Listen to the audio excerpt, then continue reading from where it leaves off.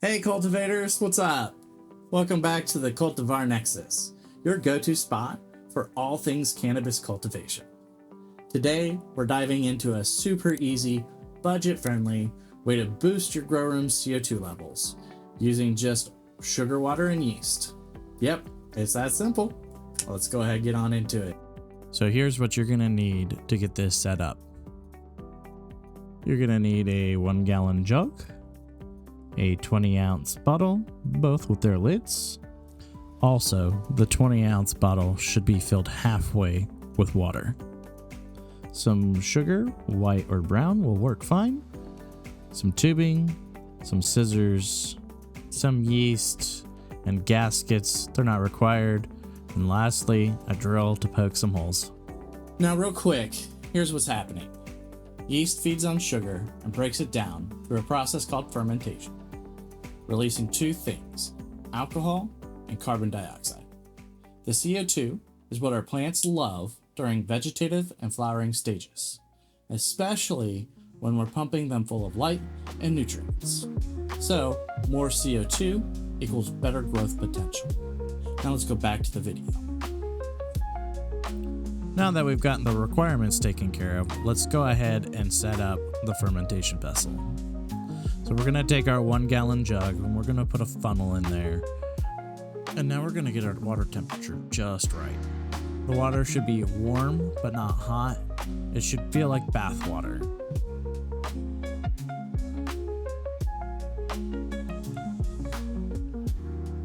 Once we've gotten our water to the perfect temperature, we're gonna go ahead and we're gonna add 4 cups of water to our gallon jug. Here we go. This will be 2 cups.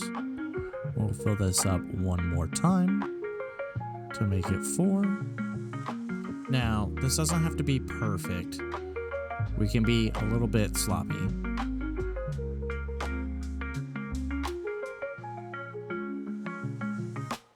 Now that we have 4 cups of water in our gallon jug, we'll move on to the next step.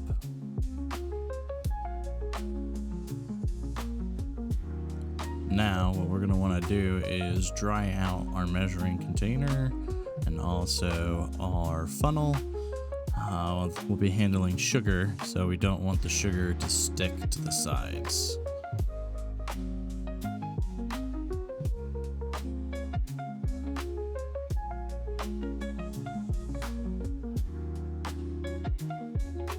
Now what we'll want to do is add 2 cups of sugar to our 1 gallon container.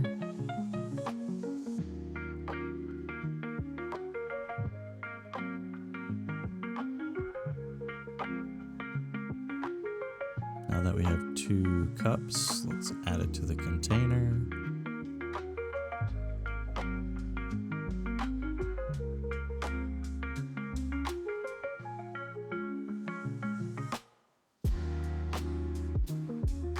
All right.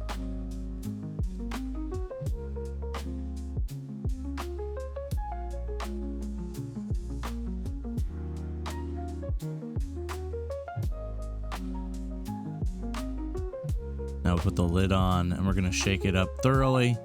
We want to get the sugar mixed in with the water as good as we can get it. And here I'm just checking to make sure all the sugar's been dissolved. Give it a couple more shakes for good measure. All right, now that we have the sugar and water mixed together thoroughly, we are gonna add the funnel back in and we will get approximately 1 tablespoon full of yeast and add it to the fermentation vessel. All we're gonna do is sprinkle the yeast in. No need to shake it up. And then in about 30 minutes to an hour, the fermentation process will begin. We're gonna use the drill, put some holes in the lid. We're gonna use this to step it off the glass so we don't accidentally break the glass. So on this one, this is the gallon jug, we only need one hole.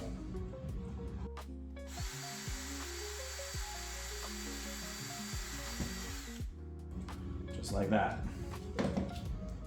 Kind of clean up your edges a little bit. And then, optional step, you don't need this, but we're gonna put one of those in there. We're gonna do the same thing on this guy, except for two of them. So I'm gonna go.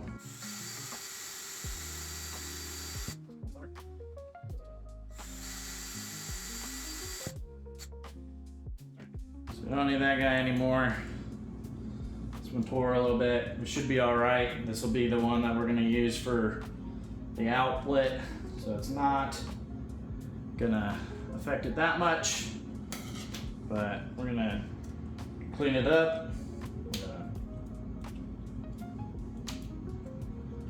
Clean it up a bit. We're gonna go ahead, push our gaskets through. There's one.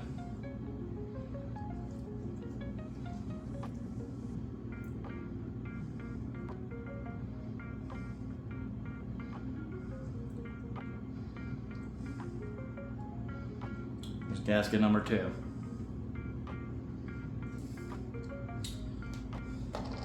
So now, what we want to do, we want to start cutting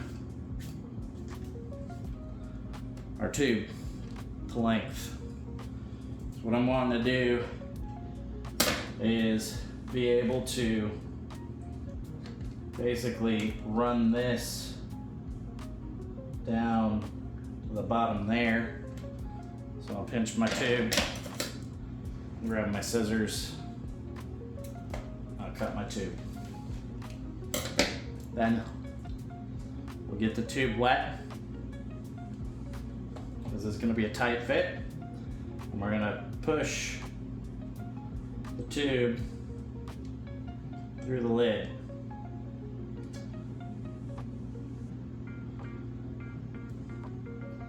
It's going to be tight, so I'm going to actually cut this off at more of an angle, like that, so I have a nice angle, and then I can basically get it all the way through here.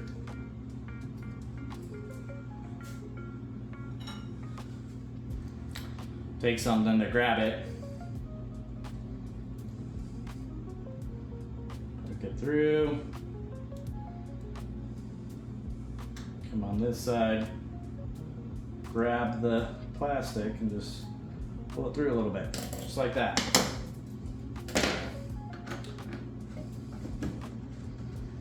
Perfect.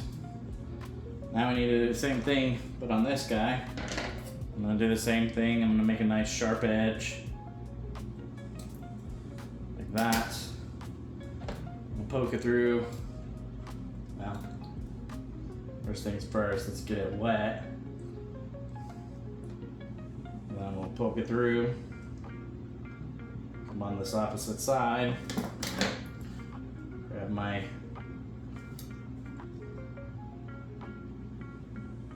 pliers here.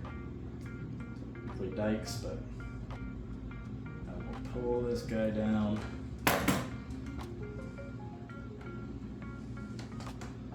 So we want this tube to go all the way down to the bottom. Let's put this guy in here. Check the tube length. Tube length is great. Now, the last thing we want to do is cut a piece of tube length long enough to go to wherever you want to take the output. For me, I have a fan right at the base level of the tent that's blowing air up and around my tent. So I'm just going to make a short piece of tube because it's going to sit right next to the fan.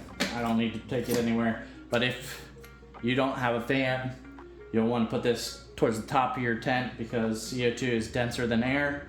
So CO2 will fall to the ground. So you'll want it to fall down and over your leaves so your leaves have a chance to absorb that CO2 and get the benefit of the CO2. So let's just go ahead. We'll go ahead and just make this one the sharp angle. Make life easy. And then, same thing. Lubricate the tube a bit. A little bit of spit never hurt nobody. We're gonna plop that bad boy just like that. If you have nails or however you want to do this, I'm just doing this because I'm not going to grab it with my teeth on YouTube. Basically just pull it through the cap just a tiny bit and then screw your cap on. Boom. Now the yeast will activate here in the next 30 minutes to an hour, at which point you'll start seeing air bubbles poke through down here. And when you see the air bubbles poke through, you know there's CO2 being filled in this chamber. Once this chamber is full, you'll start shooting out CO2 through here. And then you'll put that inside your tent and you're ready to rock and roll. All right, so here's what's going on. Right here's the CO2 generator and my little helper Luna. Hi Luna. Alrighty. So what you'll want to do is put the containers somewhere near your plants, but not in direct light or heat. The fermentation will start bubbling within 30 to 60 minutes, and you'll get a slow, steady release of CO2 for the next 1 to 2 weeks. The way I have mine set up, the CO2 is being pushed into the back of that fan, which is evenly distributing the CO2 throughout the tent. And as you can tell, we already have some nice buds forming. Now, a few quick tips. Do not shake the bottle. It will foam up and make a mess. If you smell strong alcohol, that means the fermentation is maxing out. It's time to refresh the sugar and yeast. This method works best in small to medium tents or closets. It's not going to be able to keep up with a big sealed room. For serious growers, this is more of a supplement than a solution, but for hobbyists or budget setups, it can make a noticeable difference.